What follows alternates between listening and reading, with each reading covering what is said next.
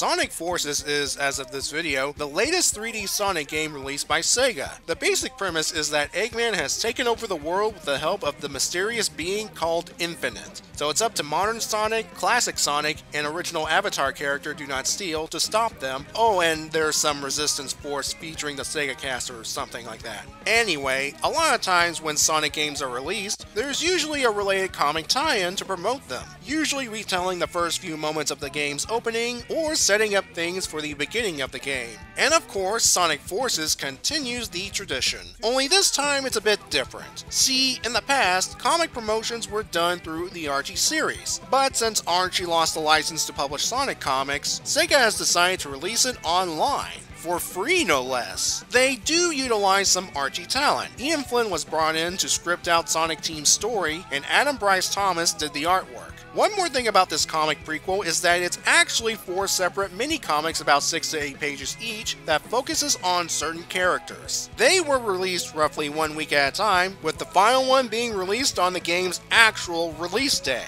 That's the reason I didn't get to these comics sooner. I wanted to wait until they're all released so I can tackle them together. And to let you know, there will be game spoilers in the review. So without further ado, let's get started.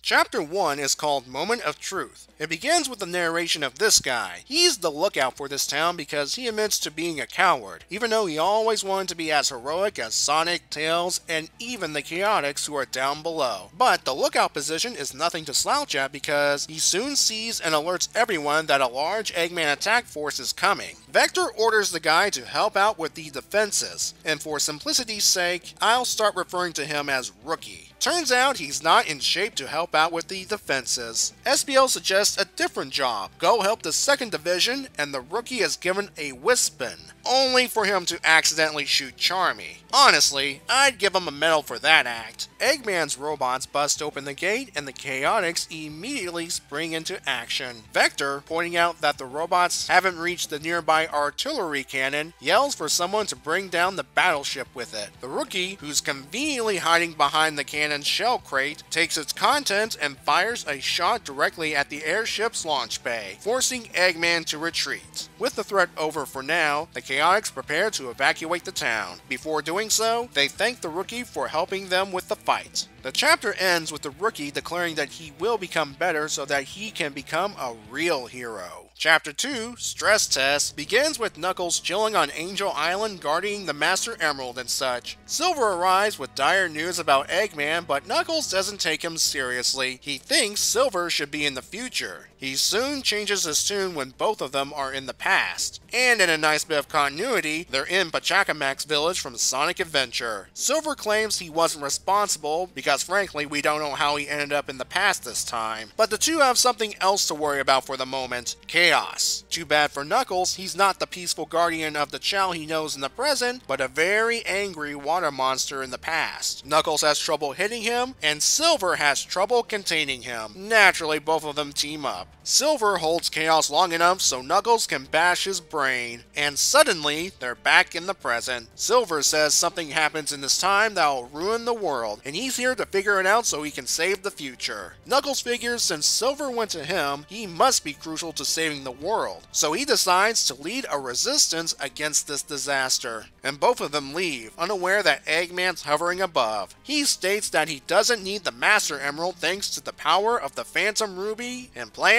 to use it on Sonic. Wait a minute, Phantom Ruby? As in that Phantom Ruby? Let's move on to Chapter 3, Looming Shadow. It starts with an attack on Eggman's pyramid base. Based on the design, I think he stole it from the Gould. Anyway, the attacker is none other than E123 Omega. Rouge, who's serving as mission control, points out that this is supposed to be a recon mission. Oh Rouge, you should know by now that Omega only cares about destroying Eggman's robots and defeating Eggman. Inside the base, Orbot points out the freaking obvious to Eggman. Eggman decides to send Infinite to deal with Omega. The two meet and Omega doesn't recognize him, but it doesn't matter to Omega. To him, Infinite's in the way of stopping Eggman. Infinite admires Omega's spirit and uses his new power. Wait, New? He uses it to do something to Omega. It looks like he's disappeared, but it turns out he was teleported to an unknown location. Rouge loses contact and has Shadow, who's outside the pyramid, go to Omega's last known position to help him. And this chapter ends with him on his way to the base, setting up the events of episode Shadow. I'll get more into that later. Our final chapter, Rise of Infinite, takes place before the event of the previous 3 chapters. It begins with Eggman working on a new robot design when Orbot detects an unusual energy signal right outside. The source? The Phantom Ruby. At this point, Eggman doesn't call it that, but I will for simplicity's sake. As soon as he touches it, it briefly shows him Eggman Land from Sonic Unleashed. Once it vanishes, Eggman decides the ruby's worth studying. It's here that Eggman officially christens the name Phantom Ruby, after Orbot and Cubot discuss these other names. One feels like it's from another comic continuity, and one causes Orbot to break the fourth wall a bit. Eggman's good fortunes may come to an end as his base comes under attack. These guys here, the Jackal Squad, must have a pair if they plan to steal Eggman tech for a hefty price. Eggman should have been concentrating on building robots instead of studying the Ruby, as he points out. Almost as a response, the Ruby creates a robot army and Eggman uses it to counterattack. The lead Jackal ignores the robots and heads straight for Eggman. The Phantom Ruby blocks the Jackal's sword and it shows another illusion, this time to both of them. Eggman takes the opportunity to regain the upper hand. He seems to have taken a liking to the head Jackal and offers to hire him and his squad to help Eggman take over the world. The head Jackal, whether it was the illusion or something he's been thinking about for a while, says, "You know what? I'm not liking this world as is anymore. I'll help you change it, Doctor." And with that, the 4-part comic tie-in comes to an end. Chapter 1's intent is to focus on the Avatar, or one possibility for the Avatar character. He's silent for one, besides his narration, and at one point he's handed a Wispin. The Wispin is a gadget that uses the Wisp color powers without transformation. Now I'd like to point out that there are other background characters with the Chaotix. Their design looks like some of the possible combinations for the Avatar character. Remember, players can create the Avatar character out of a number of species and customize them as best as they can. In fact, it may not even be the rookie here that becomes the 3rd player in the game, but one of the background characters. However, the idea behind an ordinary person rising up to help the bigger hero stop a great evil is something that I like. It's nothing new in terms of overall storytelling throughout the ages, but in the context of Sonic Forces, there's great potential to explore this. One final thing to point out. I assume this takes place during Eggman's world conquest and before the major event involving the Avatar character.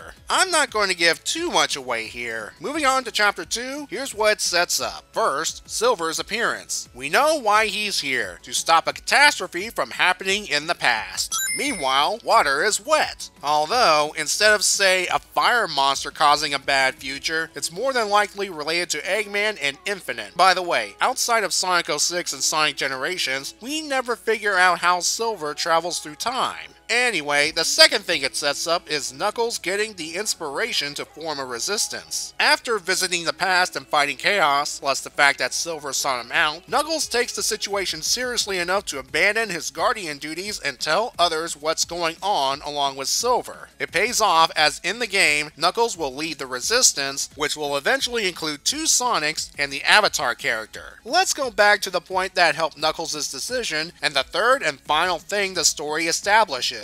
The incident in the past thanks to Eggman using the Phantom Ruby on the 2. Now at first, I thought time travel was involved. Remember, thanks to Sonic Adventure, we know that Angel Island was once part of the land next to Pachacamax Village. And you would think here is how Chaos got involved in Sonic Forces. Thanks to Chapter 4 and the events of the game, the past setting and Chaos is more than likely an illusion caused by the Ruby. Likewise, the Chaos scene in the game is also an illusion, thanks to Infinite using the Phantom Ruby's power. I'll get more into this in a bit. The point is, in the context of this story, what I thought was one thing turned out to be something else entirely. Looming Shadow's goal is to set up the events of Episode Shadow. Episode Shadow is a short playable prequel to the events of the main game, in which you play as Shadow investigating Omega's disappearance only to encounter Infinite. Infinite uses Shadow as as a guinea pig to test his new powers before unleashing them on Sonic and the world and allowing Eggman to take over. A prequel story to a prequel story. Two things to note. In Rouge's mission control area, you can barely see photographs of Sally Acorn and Bunny Rabbit from the Archie comics. I wouldn't read too much into it. As I said earlier, Archie's Sonic alumni worked on these comics, and the pictures are more than likely Easter eggs. And then we have Omega here. He's not dead. During the game, which takes place months later, Tails finds him and he would be repaired. As part of the final assault, Omega would at first focus on Infinite for revenge, then later turn his attention to the Phantom Ruby replicas. Yes, replicas.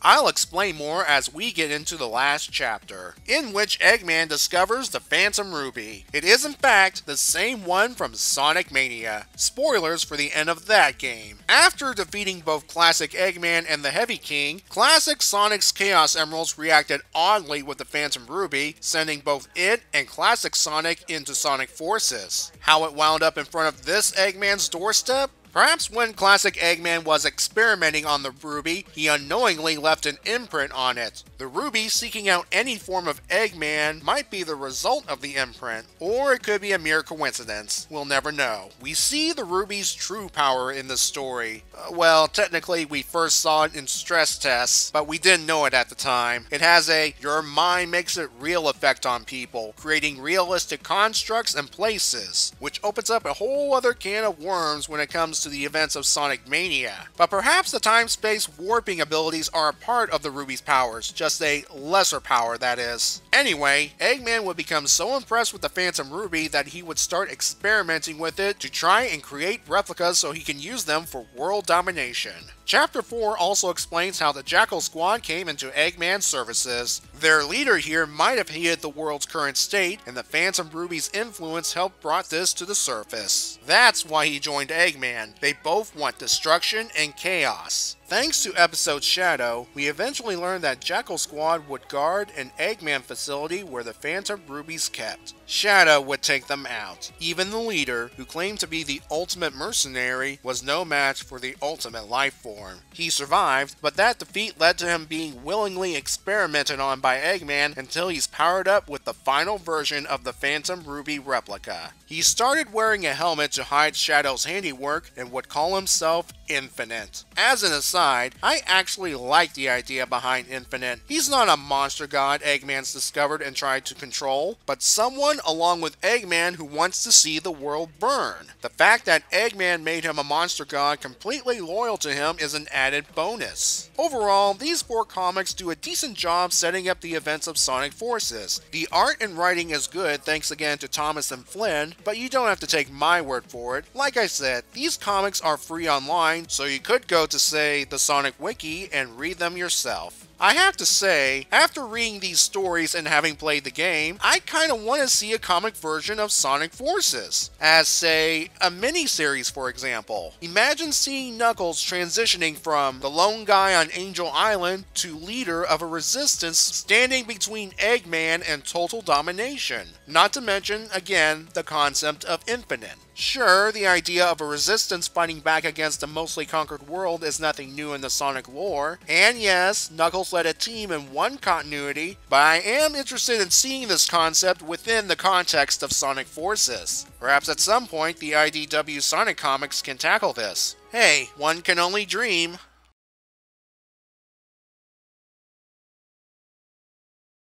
Even after Eggman will have conquered most of the world, he still longs for the sight of Eggman Land.